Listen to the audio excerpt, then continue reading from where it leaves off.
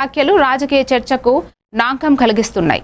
ఆయన అందించిన ప్రకటన ప్రకారం బాలకృష్ణకు మెంటల్ సర్టిఫికేట్ ఉన్నందున అతన్ని కాపాడాలని, అందుకు సంబంధించి ఆయనను వైఎస్ రాజశేఖర్ రెడ్డి దగ్గరకు తీసుకెళ్లినట్లు రవీంద్రనాథ్ చెప్పారు.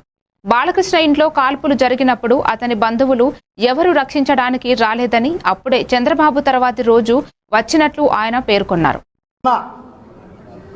బాలకృష్ణ ఇంట్లో ఏదైతే కాల్పులు జరిగినాయో, కాల్పులు జరిగినప్పుడు నేను కడపలో ఉన్నాను.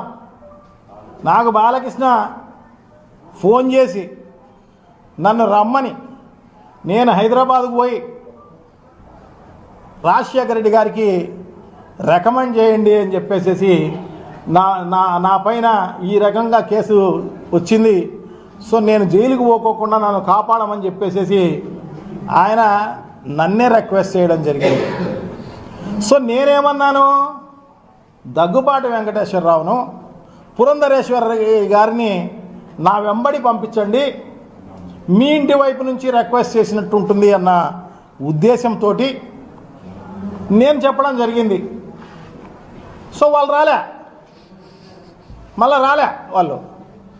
ఇదే కాదు, నారా చంద్రబాబు నాయుడు గారు అయితే మరుసటి రోజు వచ్చినాడు, 3-4 రోజుల తర్వాత ఈ బాలకృష్ణన్ చూడనీకి.